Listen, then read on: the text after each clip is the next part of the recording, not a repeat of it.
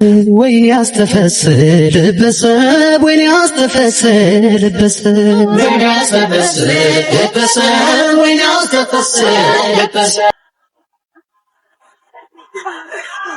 የሰፋ ቀን ዛሬ በሙሊናፋ ማረኝ ማረኝ ማረኝ የዲጂታል ቤተሰቦች እንዴት ናችሁልኝ? ሰሞኑኛ ወቅታዊ አነጋጋሪ የሆነ ጉዳዮችን ይዤላችሁ መጥቻለሁ። ታዲያ ቤተሰቦች ለቻናላችን አዲስ ከሆናችሁ ቻናላችን ሰብስክራይብ ለቃችሁ እንደምሉት ላይክ ያደርጋችሁ አበረታቱን።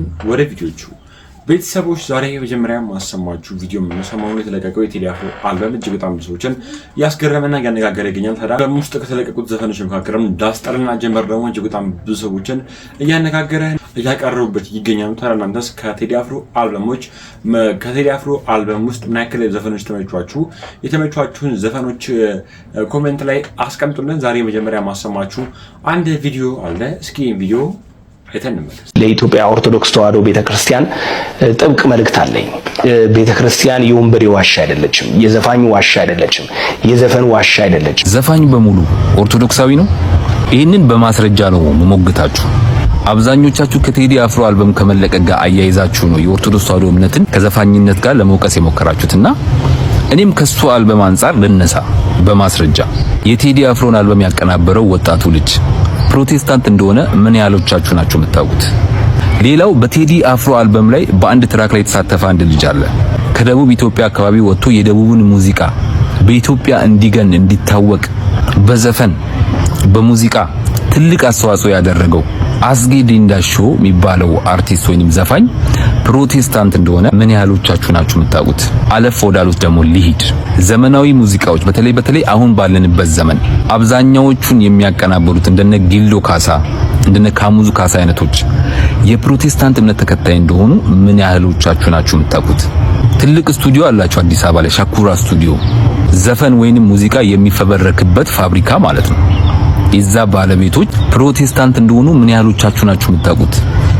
በጣም ብዙ መጥቀስ እችላለሁ። እናም እባካችሁ ግድ የላችሁም የኛም ቤት መታችሁ የኦርቶዶክሳውያንን ቤት መታችሁ ታጸዳላችሁ። መጀመሪያ የራሳችሁን የቆሸሸውን ቤት አጽዱ። ቢያንስ እኮ አንድ ሰው ሌላን ሰው ባለጌ ሲል እሱ ምን መሆን አለበት? ጨዋ መሆን አለበት። አሁን የጠቀስኳቸውን የመሳሰሉ የኢትዮጵያ የሙዚቃ ኢንዱስትሪ ላይ ትልልቅ ስራ እየሰሩ ያሉ የፕሮቴስታንት እምነት ተከታይ የሆኑ ግለሰቦችን በእምነታችሁ ውስጥ ይዛችሁ የኦርቶዶክስ ተዋሕዶ እምነትን መታችሁ ዘፋኝ በሙሉ ኦርቶዶክስ ነው ምናምን ብሎ መቦትረፍ ምን የሚሉት ነው?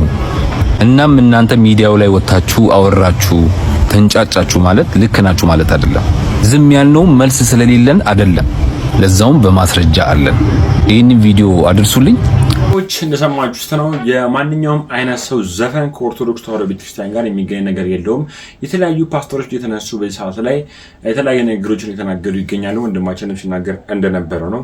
እናንተ ታበና ምን አይነት አስተያየት አላችሁ? የተሰማችሁን የግል ጥላውን ገሰሰ በአንድ ወቅት ስለ ቴዲ አፍሮ የተናገራችሁ የተለያዩ አይነት ንግግሮች ነበሩ። እጅግም በዚህ ንግግሮች ሲገረሙ ነበር። እስኪ ንግግሮቹን ሰምተን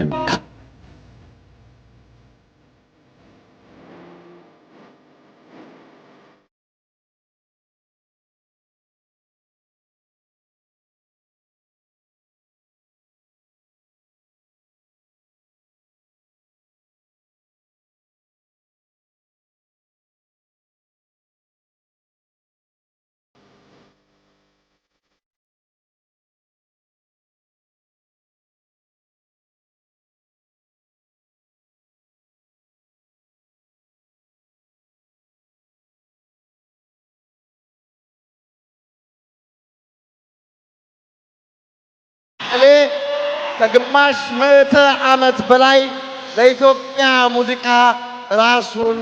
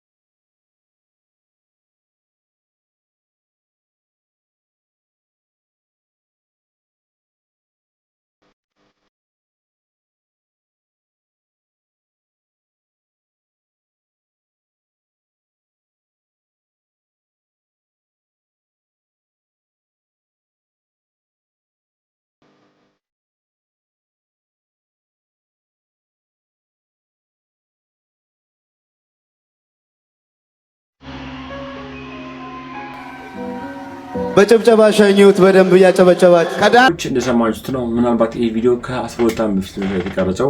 ቢያንስ ከ12 ዓመት በፊት እንኳን ቴዲ አፍሮ በእንደዚህ ያክል ደረጃ ይሞገስ ይወደስ ነበረ። ታዲያ የጥላሁን ገሰሰን ንግግርን እንዴት አገኛችሁት? ሀሳባችሁን ኮሜንት ላይ አስቀምጡልኝ። በተለቀቀው በቴዲ አፍሮ አልበም የተለያዩ ሰዎች የተለያየ ሀሳብና አስተያየት ይሰጡ ይገኛሉ። ከነዛ ቪዲዮዎች መካከልም እስኪ የተወሰኑትን አንዳንዶቹን አይተን እንመለስ። ቴዲና ቢኒያም መቄዶንያን የወለደች ማህፀን ምንኛ የታደለች ነች። ምንኛ ወንድሙ በሆንኩና ቤቱ በተመላለስኩ። ምን ነው ያምለሰት ወንድም በሆንኩና ቤቱ በተመላለስኩ። ምንም ቢዘፍን ቴዲ እንደማይሳሳት እርግጠኛ ስለሆንኩኝ አድናቆቴን ቀድሜ ልካለሁ። ቴዲ እኮ ትክክለኛ ኢትዮጵያዊ ነው። ቴዲን የሚጠላለ ማለት እኮ ኢትዮጵያዊነትን የሚጠላለ ማለት ነው። ምን ነው ቤቱ ገብቼ በነጠላ ጫማና በቢጃማ ባጠገቤ እንደተራሶ ሲያልፍ ባየሁት።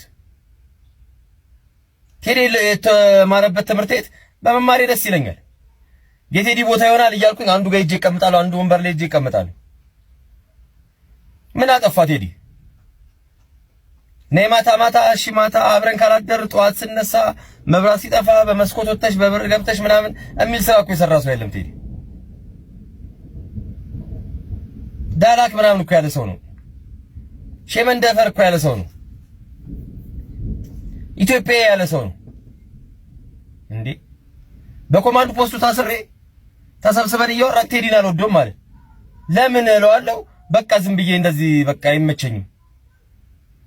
መልእክቱ ጥሩ አይደለም አልሰማሁትም። በቃ እኔ አያገባኝም አይመቸኝም። ጭፍን ያለ ጥላቻ በ17 መርፌ ስላለ ያው ስለተወጋበት ነው እያሊሱ ጎንደር ጎንደር አለ። ችግር አለው እሱ። የጅማ ወጣት የአሩሲ ወጣት ምናምን ተብሎ እንዘፍን የለ ይዘፈን የለ እንሰማ የለ የወሎ ቆንጆ ይባል የለ የሐረር የድሬዳዋ ቆንጆ ምን ይባል የለ እንዴ? እኛ እኮ ከዚህ አልፈን እና የምንምና ቱፓክን እንሰማለን እንወዳቸዋለን ከወገናችን አልፈን። ለምን ትልቁ ኢሜጅ አይታያችሁም? ኢትዮጵያዊነት የሚለው በዋሌት ሳይዝ ፎቶ ለምን ታምናላችሁ? ሁለት አይን ሳይኖራችሁ ለሊት አንድ አይን ይብራላችሁ ወይስ ሲነጋ ሁለቱ ይብራ ስትባሉ እኮ አንድ አይኑ ይሻለኛል ትላላችሁ። አንዱ ከበራላችሁ በኋላ በአንዱ አይናችሁ ተኝታችሁ ሲነጋ ሁለትም ሆነልኝ የምትሉ ሰዎች ናችሁ። ቴዲ ለገንዘብ ብሎ ምናምን ነው የለቀቀው ትላላችሁ። ዘፈን ቸግሮት ነው ቴዲ በየሳምንቱ በየወሩ አልበም መልቀቅ አቅቶት ነው? ቀስ እያለ የበሰለ ስራ እየሰራ እኮ የምትሳደቡትን ሰዎች እኮ ጠርቶ እቤት እኮ ማኖር የሚችል ሰው ነው። ማስተዳደር እኮ የሚችል ሰው ነው። እንዴት ብታስቡ ነው ቴዲ ለገንዘብ ነው የዘፈነው ምናምን? መርጦ አልቃሽ ምናምን ትላላችሁ። መርጣችሁ እየገደላችሁ። ስለ ኢትዮጵያዊነት ነው ቴዲ የሚዘፍነው። ኢትዮጵያን ካልወደድካት ቴዲ ልትወዱ አልችልም። በቃ ግልጽ ነው። ቴዲን ምን ላይ ቆማችሁ ነው ግን የምትመዝኑት እናንተ? እንኳን ቴዲን ለመውቀስ አይደለም ቴዲን ለማመስገን እኮ አቅሙምና ብቃቱም የለንም።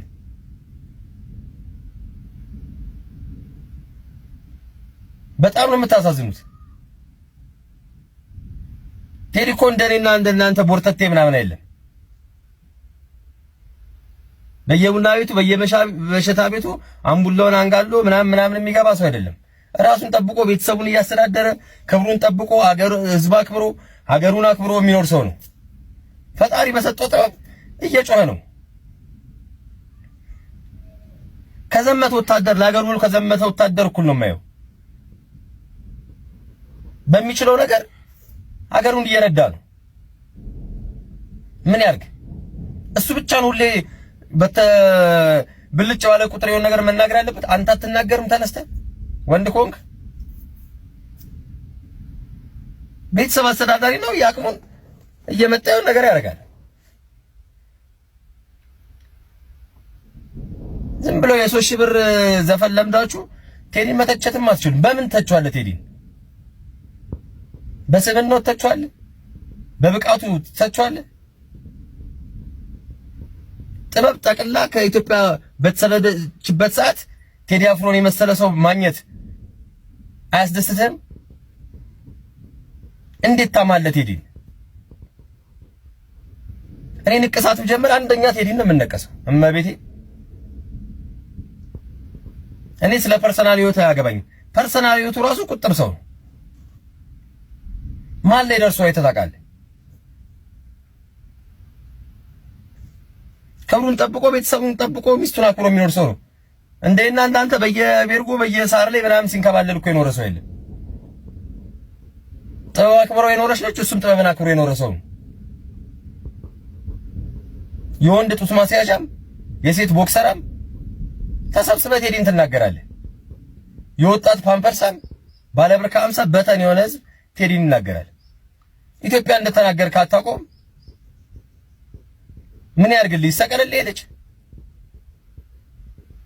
ቴዲ ባይኖር ማንን ነው የምናዳምጠው? ኪኔኔና ዳዳ ምናምን ከዚህ እስከዛሳ ምናምን ገረመኔ ምናምን ነው የምሰማው። አውሮፓ ፈረንጅ ጭንስር ተደብቀ እንደ ህፃን ልጅ እንዲህ ቀሚስ እየገለጥክ ምናምን ቴዲን ትናገራለህ። ጥርስን በደንብ ሳቦርሽ ቴዲ ላይ ላንቃን ትከፍታለህ። ቴዲ ላይ አፋችሁን ስከፍቱ እኮ ዳይፐራችሁ ይታያል። እሱን አታውቁትም? ምን ላይ ቆማችሁ ነው የምትናገሩት? ምን አጥፍቶ ለማን አድልቶ? ኢትዮጵያ ማለቱ ካሰደበው በሱ ልክ ናችሁ። ልታፍሩ ነው የሚገባው። እዚህ ጓላ የተሰራ ግጥምና ክሊፕ ለምዳችሁ ደህና ሰው ሲመጣ ኮምፕሌክስ ነው፣ ኢንፌሪዮሪቲ ኮምፕሌክስ ነው። ለማንኛውም ልጆቹን እግዚአብሔር ይባርክለት፣ ቤተሰቡንም ሚስቱንም አጠገብ ያላችሁም ሰዎች እግዚአብሔር ይባርካችሁ። እናመሰግናለን፣ እንወዳለን ቴዲ። ቤተሰቦች ሀሳቦቹን ጠቅለል አድርጋችሁ እንደሰማችሁት ነው። የተለያዩ ሰዎች የተለያየ ሀሳብና አስተያየት እየሰጡ ይገኛሉ። በተለይ ደግሞ ጀንበር የሚለው ሙዚቃ እጅግ በጣም ብዙ ሰዎችን እያስገረመ እያነጋገረ ይገኛል። እናንተስ በዚህ ሙዚቃ ላይ ምን አይነት ሀሳብና ምን አይነት አስተያየት አላችሁ? እጅግ በጣም ብዙ ሰዎች ሲገረሙበት የነበረው ሙዚቃ ይሄ ነበረ። እስኪ ደግሞ በትላንትናው ደግሞ ፕሮፌሰር ብርሃኑ ነጋ ደግሞ ወቸ ጉድ ፕሮግራም ላይ ቀርበው እጅግ በጣም ብዙዎችን ያስገረመ ነገሮችን የተናገረ ነበረ። ባለስልጣን ሆኖ በዚህ ያክል ደረጃ ከወጣቶች ጋር እንደዚህ መግባባት ይቻላል እንደ እየተባለ ነበረ። እስኪ ደግሞ የፕሮፌሰሩን ንግግሮችን ሰምተን እንመለስ። ዲስፔክት እንዳታስበው ነው። አሁን ደሞዙ ቆንጆ እንዴት ነው ደሞዙ? ይሄ በጣም ጥሩ ጥያቄ ነው። because I think ብዙ ሰው ቢያውቀው ጥሩ ይመስለኛል። እኔ ሚኒስቴር ሆኜ ስቀጠር የማገኘው ኔት ደሞዝ የማገኘው በባንኬ ላይ የሚገባው 15500 ብር አካባቢ። 15500 ብር ደሞዝተኛ ነው። ከዛ ልክ እንዴ ወደ ላይ ከፍ እያለ ሲመጣ ኖ does not go very far ደሞዞች አሉት ነው። እንግዲህ ቤት ምናምን ይኖርሃል፣ መኪና ምናምን ይኖርሃል። ያ በት እኔ ካሉኝ 2 ሰራተኞች በላይ ለነሱ ከምከፍለው ደሞዝ በላይ ምንም ከዛ ማገኘው ገንዘብ የለም። አስቤዛ ታዲያ ከወር እንዴት ነው የምትደርሰው? ከዛ እኔ ሌላ ቀድሜሮ ፈግቻለሁ። እንደናንተ ዝም ብዬ አይደለም ብዙ ሰርቼ ውጪ ሪታየርመንት አለኝ። ሶ ሪላቲቭሊ ሁሉም እዛ ፖዚሽን ላይ ያሉ ሰዎች ይሄ ነው ደሞዙ። ሬንጅ አለው። እኛ እንግዲህ አዲስ ነው፣ አዲስ ስትሆን አዲስ ተቀጣሪ ስለሆንኩ እንደሆነ አላውቅም። ብቻ አሁን በዛ ሰሞን ተጨምሮ 18000 ምናምን ደርሷል። ግን አይ ቲንክ ለሁሉም ነው። ኦኬ አይ ቲንክ ለሁሉም ነው። ስለዚህ አሪፉ ነገር እዛ ፖዚሽን ላይ መሆን፣ ቤት ነፃ ነው፣ መኪና ነፃ ነው። ማቴሪያል ከሆነ ፍላጎት የማቴሪያል ፍላጎት ከሆነ የምታገኘው በቃ ቤትና ሜቢ መኪና ምናምን ካልሆነ በቀር በደሞዝ ቤት ወስደህ እንትን የምታረግበት ምናምን ወይም ሌላ ነገር ካላረክ።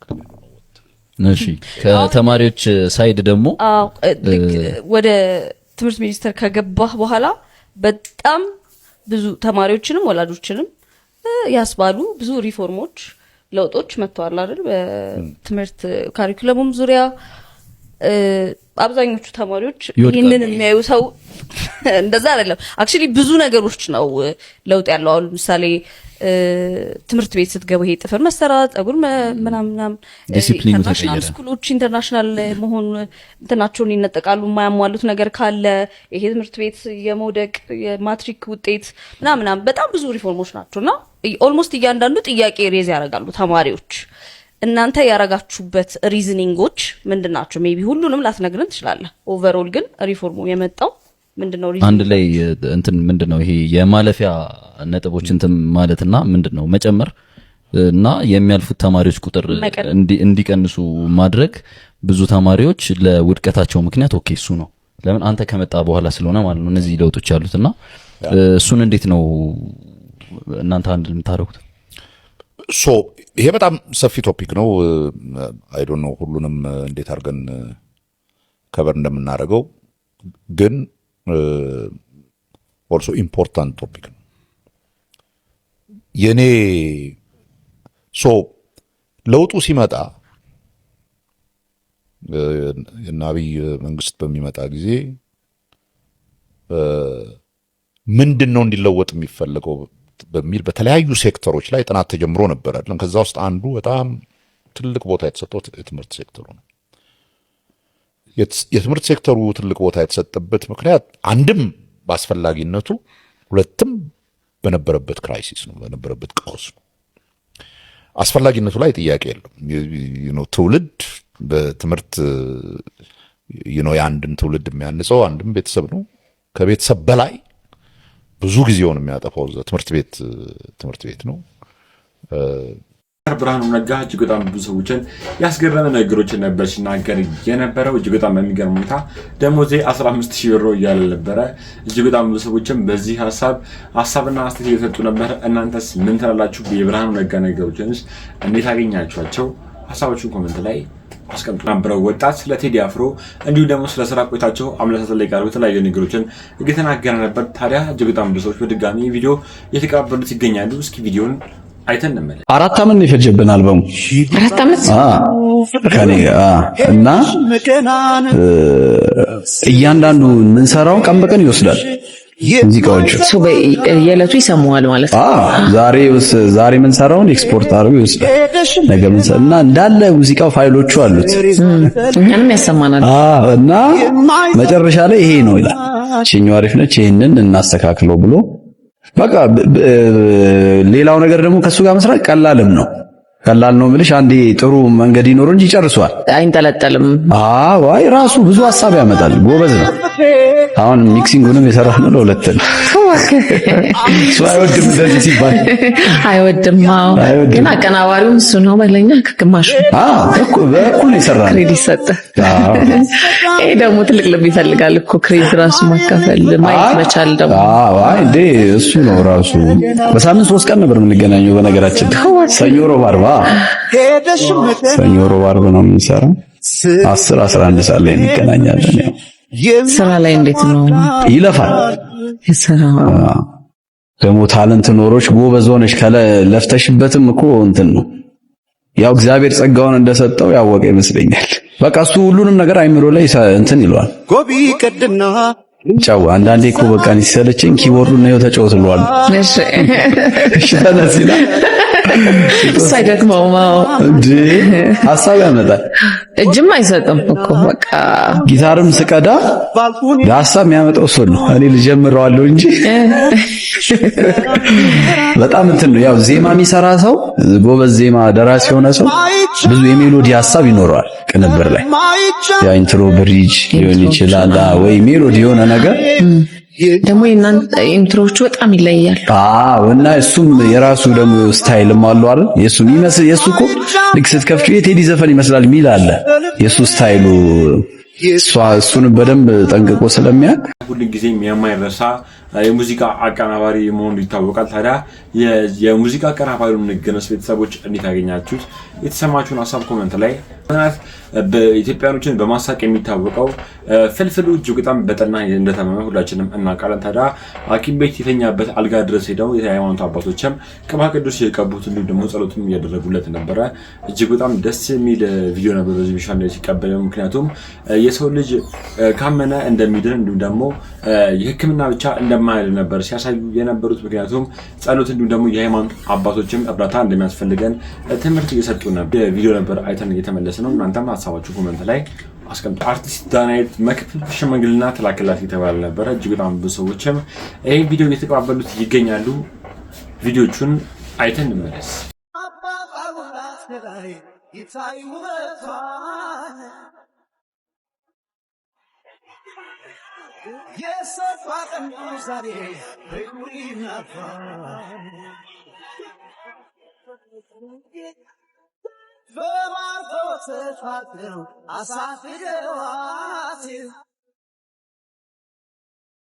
የበር ከሆነ ምክንያቱም ዳናይት መክብብ እጅግ በጣም በውበቷ እጅግ በጣም ብዙ ሰዎችን የምትማርክ እንዲሁ ደግሞ ለዘመናት እጅግ በጣም ብዙ ሰዎች አብዝተው የሚወዷት በቃና ቲቪ ላይ ጋዜጠኛ ሆነ መናቃት ጋዜጠኛ ነበረች። ታዲያ እጅግ በጣም ብዙ ሰዎችን ይህን ቪዲዮ የተቀባበሉት ይገኛሉ። እናንተስ ይህን ቪዲዮ እንዴት አገኛችሁት?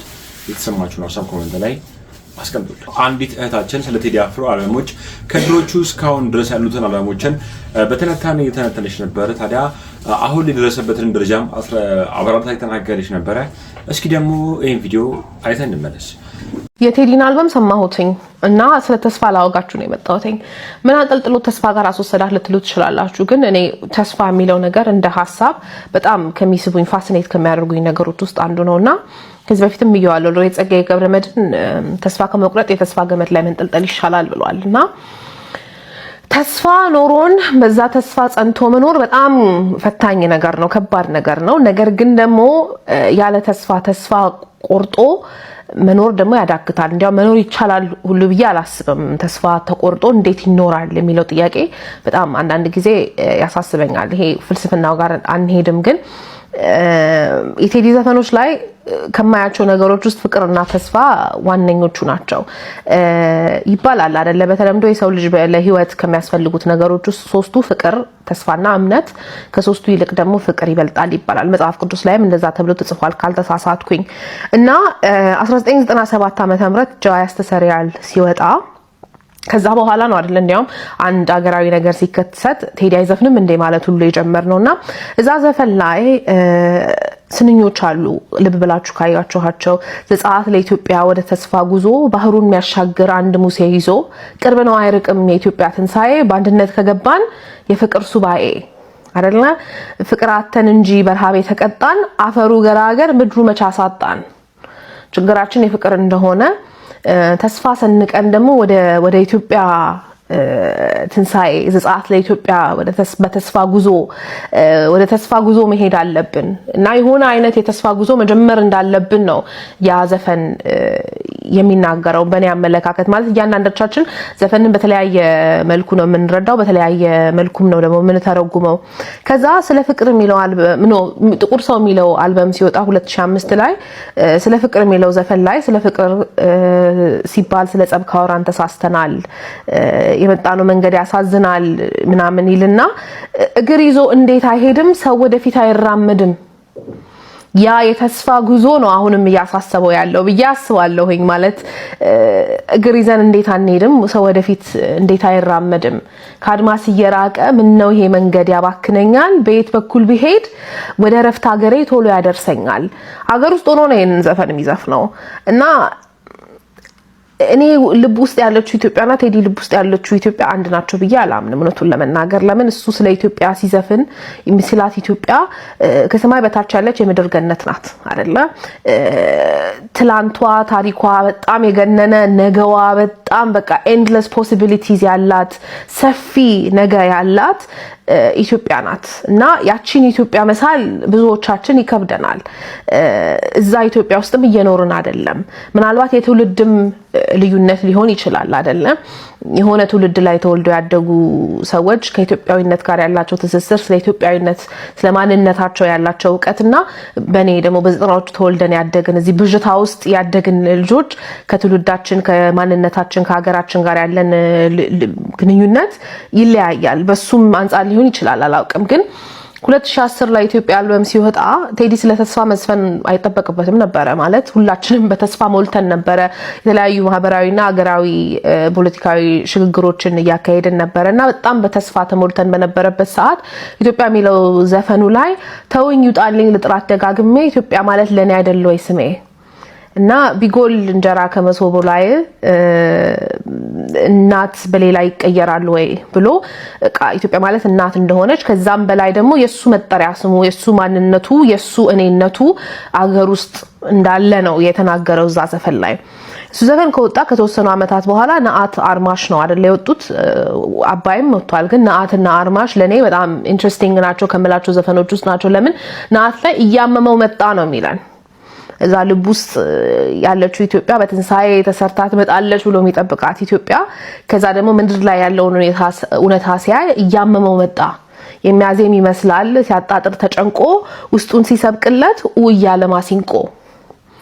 አርማሽ ላይ ስትመጡ አርማሽ በጣም የሚያሳዝነኝ 7 ዓመተ ምህረት ጀምሮ እስከ 2018 ዓመተ ምህረት ድረስ የተለያዩ አልበሞችን እየወጣ እጅግ በጣም ብዙ ሰዎችን እያስገረመ ይገኛል። ታዲያ እናንተስ ከቴዲ አፍሮ አልበሞች የማትረሷቸው እንዲሁ ደግሞ አብዝታችሁ የምትወዱት አልበም የትኛውን አልበም ነው? አሁን ከወጣቸው አልበሞች ውስጥ ነው የተመቻችሁ ሙዚቃ የትኛው ነው? የተሰማችሁን ሀሳብ ኮሜንት ላይ አስቀምጡልኝ። ለዛሬ ጄላችሁ ነው ቪዲዮ እኚህን ይመስላሉ። እናንተም በቀጣይ ቁም ነገር ያሸብታሉ ሐሳብና አስተያየትን ያለውጣሉ ያስባቸው ቪዲዮችን ጄላችሁ እመጣለሁ። ስለዳምጣችሁኝ አመሰግናለሁ። ቴንክ ዩ